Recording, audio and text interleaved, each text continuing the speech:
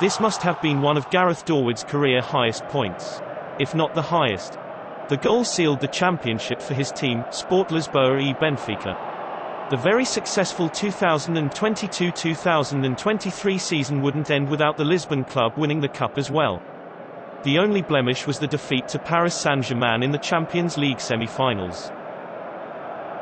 However, in a few months' time, things would take a drastic turn for the Welsh player.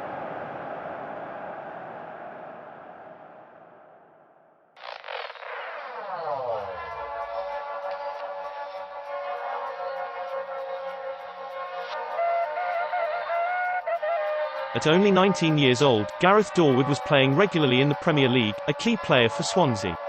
In fact, he was the biggest star the Welsh had ever known. With a wondrous left foot, he reminded people of Gareth Bale, who he was already surpassing in popularity. Still, he was more of a playmaker, controlling the game from the centre of the pitch.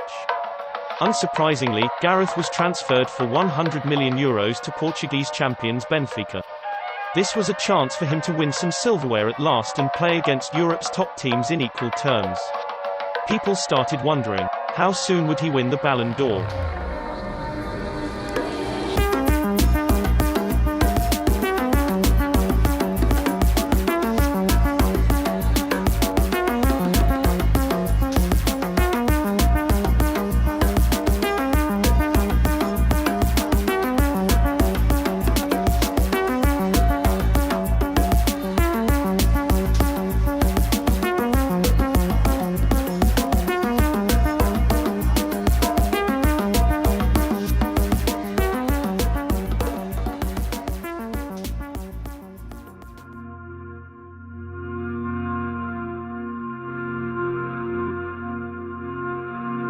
Regardless of all the success Gareth Dorward enjoyed during his first 2 seasons in Lisbon, people in Benfica started doubting he was the right man if the club was ever to win the Champions League again. The manager, most of all.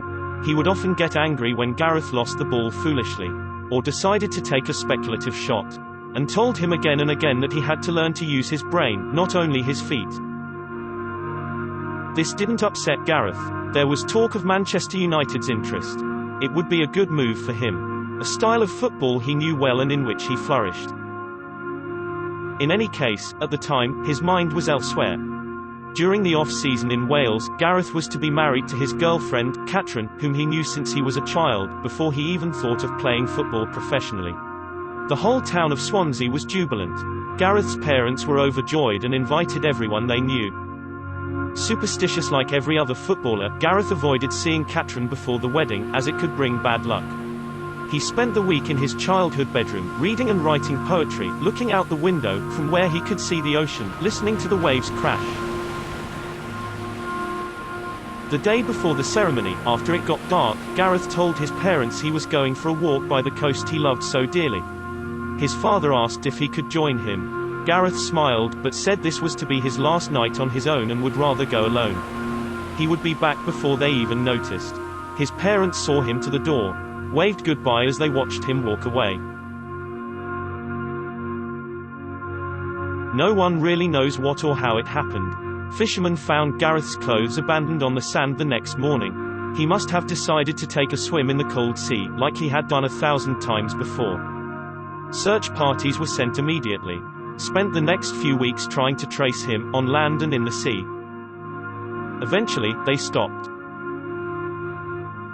After all these years, Catrin Driscoll, now a grandmother, still hasn't forgotten him. When Padraig, her kind and dear husband, died, she started walking every day to the beach, to the spot where Gareth left his clothes before disappearing. She brings her old wooden chair and sits there, under the pouring rain and strong winds, staring at the sea. As if Gareth is about to come out of the water.